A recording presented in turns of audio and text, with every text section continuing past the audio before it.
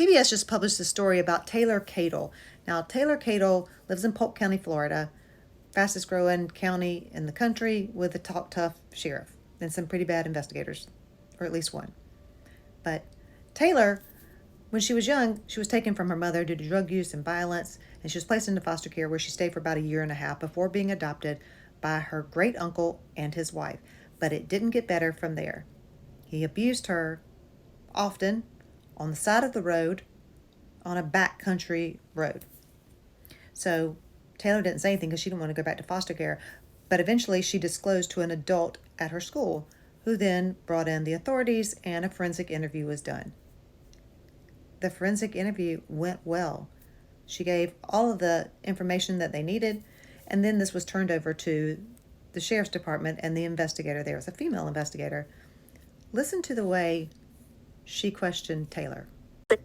If you're mad because you got your phone taken away, let's say that now, and do you want to go live back in foster care? Because more than likely, if he's arrested, they're not going to let you stay there. But if it's not the truth, you're fixing to hurt a lot of people. This investigator did not believe her. Those interviews turned hostile. I've never heard anything like it. It is unbelievable how Taylor was treated. The investigator said she couldn't corroborate the story because she couldn't find surveillance footage of this guy going into a gas station to buy condoms like Taylor said he did. So not only did she not believe her, she arrested her. She charged her with giving false information to police.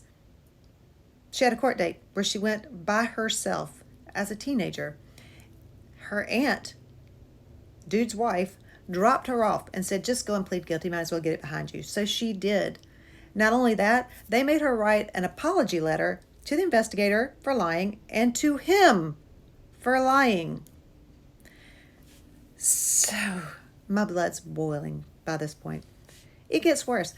So Taylor is back in the house with him once again on that same back road.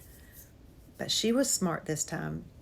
She turned her camera on and she took a lot of pictures of the condoms on the seat, of him, graphic pictures apparently.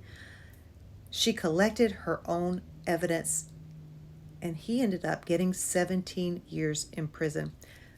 But the problem is still that you should not interview any victim like that, much less a child, and put them in the position of having to collect their own evidence.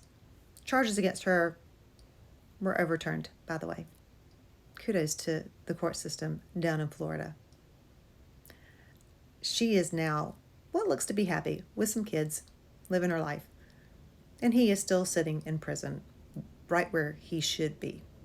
But shame on you, Polk County Sheriff's Department. That's just bad.